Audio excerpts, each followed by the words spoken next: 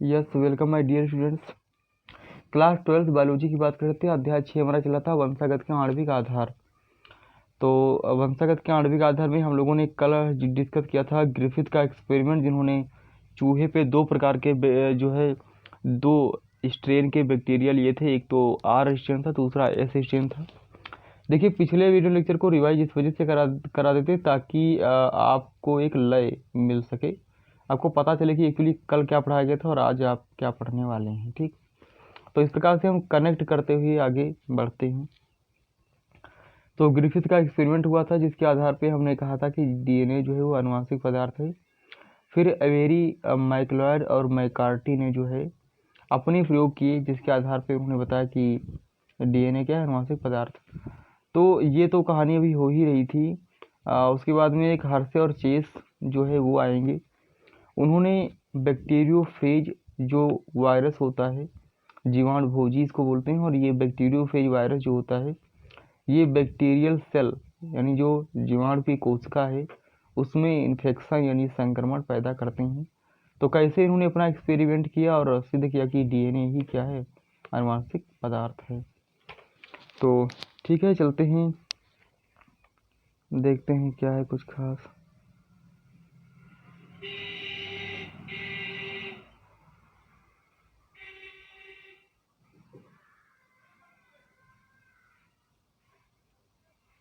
सबसे पहले अच्छा एक मोटिवेशन लाइन है कि माइंड सेट हमेशा ऐसा रखना चाहिए, जो मुझे आता है वो मैं कर लूँगा और जो मुझे नहीं आता है वो मैं सीख लूँगा। तो जो चीज़ें आपको नहीं आती हैं वो आप ज़रूर से सीखिए और जीवन में आगे बढ़िए। बस यही हमारी प्रार्थना है, यही हमारी दुआ है आप लोगों के लिए।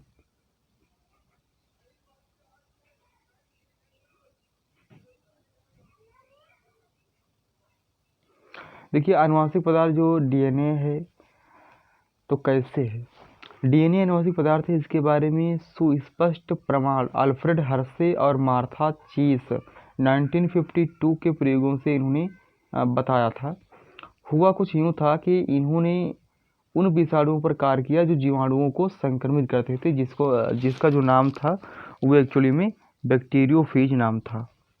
और ये बैक्टीरियोफेज क्या करता था, ये जीवाणु कोशिका पर इन्फेक्शन यानी संक्रमित करता था, किसको, बैक्टीरियल सेल को।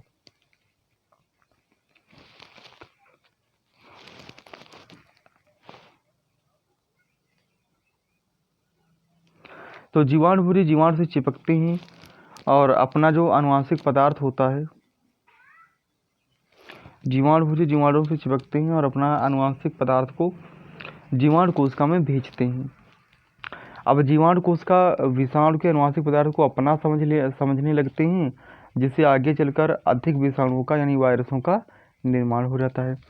तो हर्शे चेस ने इसी टेक्निक का फ़ायदा उठाया और इन्होंने क्या किया, हर्शे और चेस ने इस बात का पता लगाने के लिए प्रयोग किया कि विषाणु से प्रोटीन या डीएनए निकल कर जीवाणु में प्रवेश करता है। यानी जब बैक्टीरियोफेज डीएनए की मतलब सुनिए, जब भी बैक्टीरियोफेज, जैसे ये बैक्टीरिया की कोशिका है और ये आपका है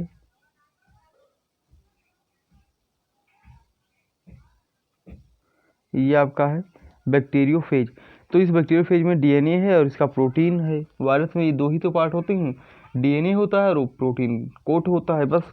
तो इन्होंने कहा कि चलिए ठीक है, अगर ये बहुत सारे यहाँ पे नए नए वायरस बन रहे हैं तो इस नए वायरस में इसका प्रोटीन कंट्रीब्यूशन दे रहा है कि इसका डीएनए जो है वो कंट्रीब्यूशन दे रहा है। तो फिर इसी टेक्निक का इन्होंने आगे जो है इसी पर उन्होंने प्रयोग किए और इस प्रयोग को इन्होंने आगे बढ़ाया। तो उन्होंने क्या किया कि कुछ विषाणुओं को ऐसे माध्यम में पैदा किया जिसमें एक को इन्होंने रेडिएक्टिव ले लिया, जैसे रेडिएक्टिव सक्रिय फास्फोरस यानी रेडिएक्टिव फास्फोरस से लेबल्ड कर दिया, और दूसरे विषाणु को रेडिएक्टिव सल्फर से जो है वो जो है रेडिएक्टिव सल्फर वहाँ पे लेबल लगा दिया, रेडिएक्टिव सल्फर का लेबल लगा दिया। अब चूँकि सल्फर जो होती है ये प्रोटीन की बनी होती है और जो फास्फोरस होता है वो हमने कहा था फास्फेट।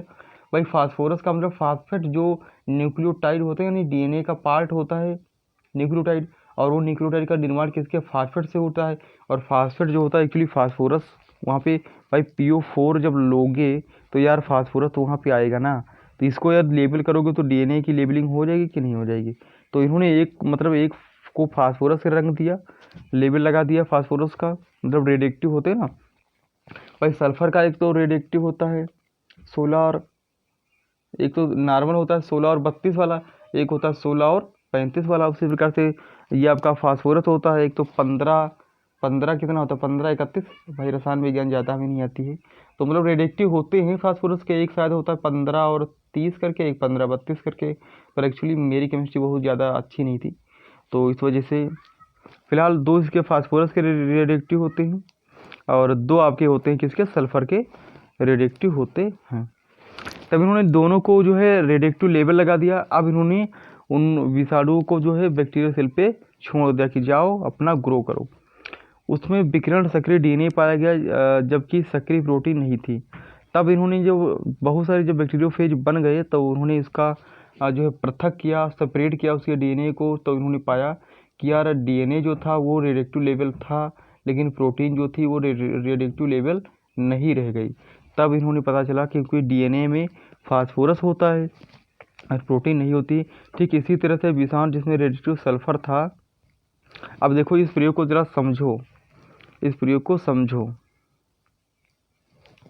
जब इन्होंने क्या किया, ये बैक्टीरियोफेज है और बैक्टीरियोफेज में इन्होंने देखिए यहाँ पे 35 सल्फर 35 लिया गया, यानी सल्फर जो होता है 16 और 35 वाला, यानी रेडिएक्टिव लिया गया है 35 वाला, और फास्फोरस 15 और 32 वाला होता है। वैसे 15-30 नॉर्मल होता है, 15-32 जो है वो रेडिएक्टिव होता है।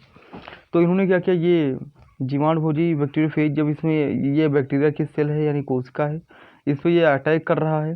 तो जब इन्होंने केवल इसके प्रोटीन कोट को, यानी सल्फर जो है केवल प्रोटीन कोट में पाई जाती है, तब जब इन्होंने इंजेक्ट किया तो प्रोटीन कोट तो बाहर ही रह गया, है ना। प्रोटीन कोट तो बाहर, केवल डीएनए अंदर गया। अब डीएनए अंदर गया तो डीएनए से रेप्लिकेशन हुआ, बहुत सारे डीएनए बने और फिर नए सारे जो है बैक्टीरियोफेज बने। लेकिन जब नए बैक्टीरियोफेज बने तब उसमें जो था वो जो नए बैक्टीरियोफेज यानी जीवाणुभोजी जब नए बने तो उसमें रेडिएक्टिव सल्फर से जो रेडिएक्टिव किया था, रेडिएक्टिव सल्फर वो इसमें प्रेजेंट नहीं थी। एक बार फिर से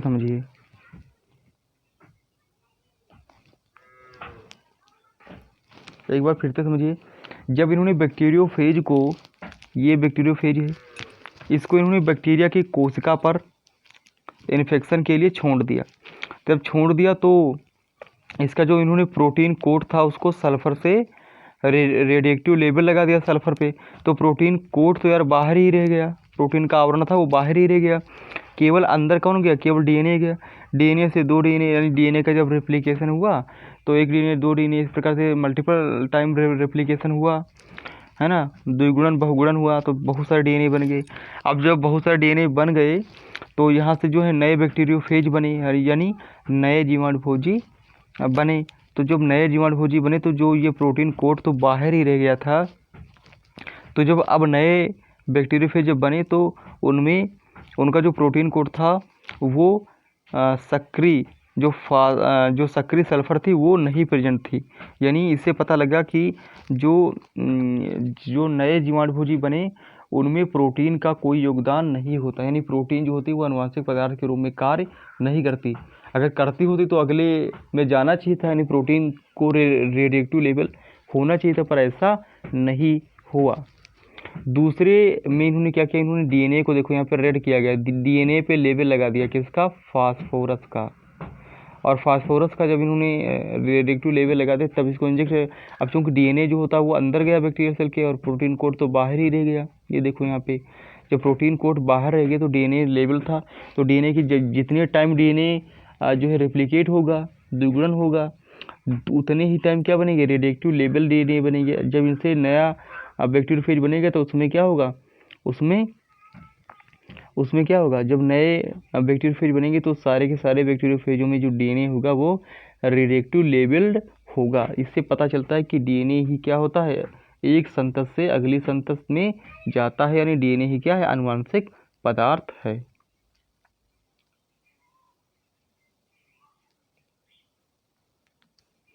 तो वही सारी चीज़ें इन्होंने बताई हैं कि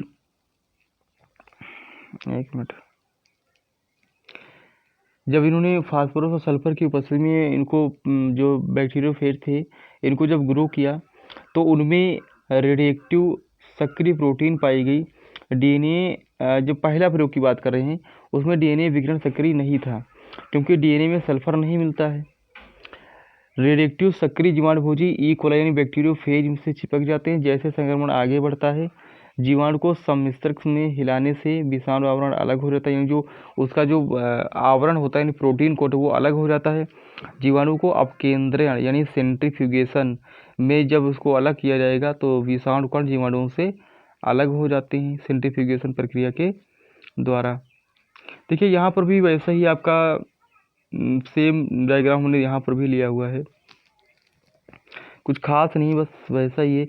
ये बैक्टीरियोफेज का डीएनए है।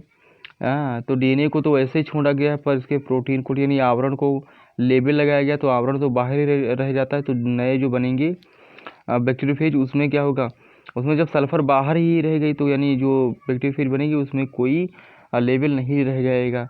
लेकिन जब इसके डीएनए को जो है लेबल लगा के जब इसमें इन्फेक्शन संक्रमित किया गया इस बैक्टीरियल सेल को तो जितने डीएनए रेप्लिकेट होंगे वो सारे के सारे डीएनए क्या होंगे, उसमें रेडिएक्टिव फास्फोरस मिलेगा। यानी सारे के सारे जो बनने वाले बैक्टीरियोफेज हैं वो विकिरण सक्रिय फास्फोरस वाले होंगे, है ना। तो इससे पता चल जाता है कि जो डीएनए है वो अगली पीढ़ी में जाता है। मतलब डीएनए क्या है, आनुवंशिक पदार्थ।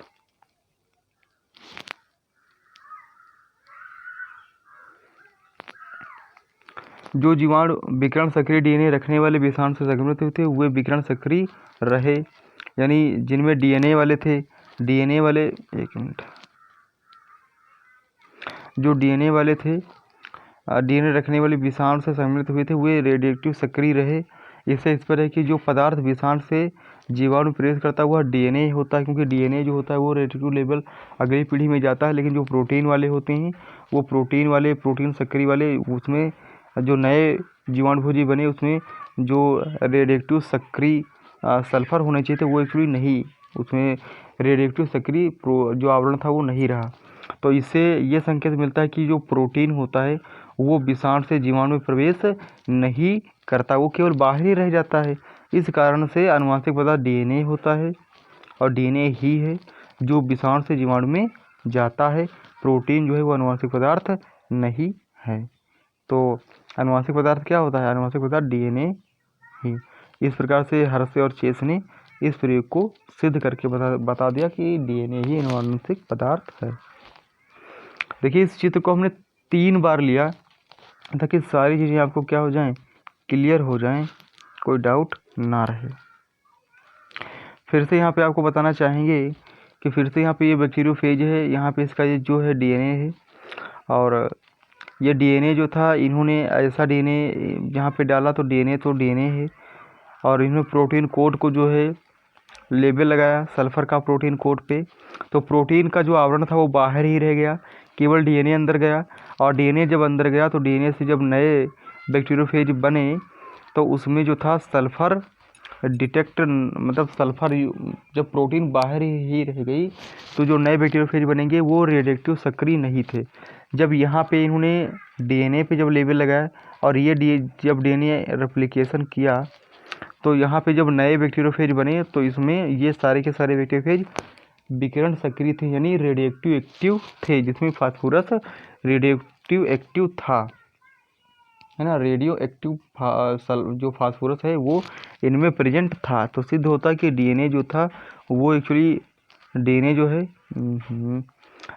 है वो क्या है, आनुवंशिक पदार्थ यानी जेनेटिक मटेरियल है। अब डीएनए के कुछ स्पेशल गुण हैं, है ना। तो आनुवंशिक पदार्थ के गुण यानी डीएनए के कुछ गुण, तो पिछली चर्चाओं से यह स्पष्ट है कि प्रोटीन बनाम डीएनए के बीच जो विवाद आनुवंशिक पदार्थ को लेकर मतलब बहुत बड़ा विवाद खड़ा कि एक्चुअली आनुवंशिक पदार्थ क्या है, डीएनए है कि प्रोटीन। तो फिर हर्षे और चेस ने अपने प्रयोग के आधार पर यह मतलब जो है जो एक विवादास्पद था मुद्दा उसको इन्होंने सुलझा दिया था कि भैया जी जो आनुवंशिक पदार्थ है वो डीएनए है, प्रोटीन नहीं है। अब यह सर्वमान्य हो चुका था कि डीएनए ही क्या है, आनुवंशिक पदार्थ है और आनुवंशिक पदार्थ के रूप में कार्य करता है। एक बार फिर आपको बताना चाहेंगे कि जो आनुवंशिक पदार्थ होता है उसका मतलब ये होता है कि जो लक्षण हमारे हैं वो हमारे जो ऑफस्प्रिंग है यानी हमारी संतत है, चाहे पुत्र हो चाहे पुत्री, लगभग उसके जो 90 से 95% जो कैरेक्टर होते हैं वो उसके पेरेंट्स के ही होते हैं। अगर उसके पेरेंट्स जो होते हैं इंटेलिजेंट हैं, ज़्यादा बुद्धिमान है, तो बच्चे भी संभावना रहती है कि बच्चे भी ज़्यादा इंटेलिजेंट है। By the way environmental factor भी होता है जिसके आधार पर बच्चों का जो वातावरण अगर अच्छा ना हो तो वो जो है मतलब बहक जाते हैं। पर यार एक्चुअली ये सब माना जाता है कि अगर जिसके पेरेंट्स अच्छे हैं है ना, तो उसके जो संतत होती है वो भी अच्छी होती है यानी सुपीरियर होती है। तो सारी चीज़ें हैं। तो जैसा मतलब आनुवंशिक पदार्थ है यानी जो लक्षणों को लेकर आता माता पिता से संतानों में, वो आनुवंशिक पदार्थ डीएनए ही होता है। फिर भी यह स्पष्ट हो गया कि कुछ विषाणुओं में आरएनए यानी कुछ ऐसे भी वायरस होते हैं जिनमें आनुवंशिक पदार्थ डीएनए ना होकर आरएनए होता है। जैसे टोबैको मोज़ेक वायरस की बात करें, क्यूबिटा बैक्टीरियोफेज की बात करें, तो इसमें जो आनुवंशिक पदार्थ होता है वो डीएनए ना होकर कौन होता है, आरएनए होता है, जो आनुवंशिक पदार्थ के रूप में कार्य करता है। यानी सूचनाओं यानी जो भी लक्षण हैं पेरेंट्स में वो संतत में आते हैं, किसमें, टोबैको मोज़ेक वायरस में।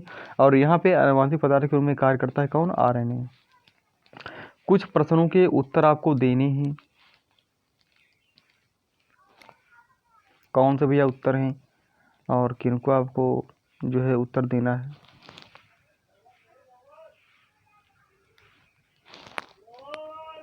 जैसे क्यों डीएनए प्रमुख आनुवंशिक पदार्थ है जबकि आरएनए दूत। आरएनए दूत का मतलब आरएनए मैसेंजर, वह अनुकूलन जैसे सक्रिय कार्य करता है यानी एडाप्टेशन के रूप में कार्य करता है। दोनों न्यूक्लिक अम्ल अणुओं की रासायनिक संरचना में अंतर बताइए। देखिए अगर हम बात करें जो डीएनए है वो मेनली यानी मेजर तौर पे आनुवंशिक पदार्थ क्यों है, तो सबसे बात तो ये कि जो डीएनए होता है उसके अगर स्ट्रक्चर की हम बात कर लेते हैं तो बस थोड़ा सा अंतर होता है कि जो पेंटोज शुगर की बात कर रहे थे, जिन लोगों ने हमारा जो molecular biology molecular basis of inheritance था उसका वीडियो लेक्चर जो दूसरा था, अगर उसको आप देख लोगे तो उसमें सारी चीज़ें आपको क्लियर मिल जाएंगी। और कहोगे तो हम इसमें लिंक आपको दे देंगे, तो वहाँ से आप देख सकते हो। तो वो सारी चीज़ें क्लियर हैं कि दोनों की आरएनए और डीएनए की स्ट्रक्चर में क्या अंतर है, ये भी हमने बताया था। और आरएनए जो होता है वो मैसेंजर के रूप में कार्य क्यों करता है, ये आगे आने वाले लेक्चर में हम अभी इसी जो चैप्टर में आगे आएगा कि आरएनए जो होता है वो एक्चुअली मैसेंजर के रूप में काम करता है यानी आनुवंशिक। एक मिनट यार, चला गया क्या, हाँ ठीक। तो जो क्या यार, हाँ, तो डीएनए प्रमुख रूप से आनुवंशिक पदार्थ होता है क्योंकि ये सूचनाओं को जो है एक पीढ़ी से दूसरी पीढ़ी में पहुंचाने का काम करता है। जबकि आरएनए जो होता है वो दूत और अनुकूलन यानी जैसे काम करता है। जैसे जब डीएनए का निर्माण होता है तो ये जो आरएनए होता है ये मैसेंजर की यानी सूचनाओं का काम करता है। जैसे कोई भी प्रोटीन बननी है तो सबसे पहले सूचना का काम कौन करता है, आरएनए करता है, इसलिए इसको मैसेंजर यानी दूत कहा जाता है। और दोनों न्यूक्लियर अणु की जो संरचना की अगर बात करें तो संरचना में अंतर ये होता है कि जो आरएनए होता है यहाँ पे एक आपका न्यूक्लियोटाइड क्या मतलब, अगर डीएनए की बात करें तो यहाँ पे जो आपके नाइट्रोजन क्षार होते हैं वो एडेनिन, थायमिन, साइटोसिन और ग्वानिन होते हैं। जबकि आरएनए की संरचना की बात करें तो यहाँ पे नाइट्रोजन क्षार एडेनिन होता है, एडेनिन के बाद थायमिन नहीं, एडेनिन के बाद यूरेसिल, ग्वानिन और साइटोसिन होता है। यहाँ पे थायमिन का स्थान जो होता है वो यूरेसिल ले लेता है। और आरएनए की बात करूँ तो यहाँ पे पेंटोज शुगर में राइबोज शुगर होती है, जबकि डीएनए की बात करूँ तो यहाँ पे डीऑक्सी राइबोज शुगर होती है। क्या आप डीएनए व आरएनए के बीच दो रासायनिक अंतरों को बता सकते हो, तो सही बात है। डीएनए जो होता है ये एक प्रकार से मतलब जैसे डीएनए में सारी सूचनाएं होती तो सूचनाओं को कोड करता है और आरएनए वो सूचनाओं को लेकर जाता है। और अगर रासायनिक केमिकली बात करें तो दोनों की संरचना में अंतर होता है। क्यों, क्योंकि यहाँ पे हमने अभी बताया कि जो आपका आरएनए होता है वहाँ पे पेंटोज शुगर में राइबोज शुगर होती है और यहाँ पे जो नाइट्रोजन क्षार होता है वो यूरेसिल होता है। जबकि डीएनए की बात करूँ तो यहाँ पे डीऑक्सी राइबोज शुगर होती है, यहाँ पे नाइट्रोजन क्षार जो होता है वो एडेनिन और ग्वानिन और साइटोसिन और थाइमिन होते हैं, जबकि यहाँ पे एडेनिन, यूरेसिल, साइटोसिन और ग्वानिन होते हैं। तो ये कुछ इसके केमिकली डिफरेंस होते हैं। एक अणु जो आनुवंशिक पदार्थ के रूप में कार्य कर सकता है वह निम्न मानदंडों को अवश्य पूर्ण करता है। अब आनुवंशिक पदार्थ होने के लिए क्या करना चाहिए? एक अगर कोई पदार्थ है, अगर वो आनुवंशिक पदार्थ है तो उसमें वो निम्न चीज़ों को वो कंप्लीट करता है। कौन कौन सी चीज़ें हैं? तो ये यहाँ पे लिखा हो कि वो जो है 3-4 चीज़ों को फुलफ़िल करे, तभी वो आनुवंशिक पदार्थ माना जाएगा, वरना वो जेनेटिक मटेरियल की कैटेगरी में नहीं आएगा। तो पहली चीज़ है यह अपना प्रतिकृति बनाने में सक्षम हो, यानी कि कोई भी पदार्थ यदि अपना रेप्लिकेशन कर लेता है तो वो जेनेटिक मटेरियल होगा। इसे संरचना व रासायनिक संगठन के आधार पर स्थिर होना चाहिए। ऐसा नहीं कि इसमें कोई चेंजेज हो जाए, जैसे एक रेप्लिकेशन के बाद कुछ बदल गया, तो ऐसा इसमें नहीं होना चाहिए। इसमें मतलब चेंजेज नहीं होनी चाहिए, ये स्थायी होना चाहिए, मतलब केमिकल यानी केमिकल ऑर्गेनाइजेशन के आधार पे, केमिकल कंपोजिशन के आधार पे ये स्थिर होना चाहिए।